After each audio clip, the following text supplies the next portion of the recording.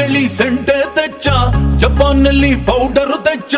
Malaysia మొత్తం తిరిగి మల్లె పూలు కోసుకొచ్చ చైనా సిల్క్ పంచే తెచ్చా సింగపూర్ వాచి తెచ్చా రంగూన్ వెళ్ళి రంగు రంగు కళ్ళ జోడు తీసుకొచ్చా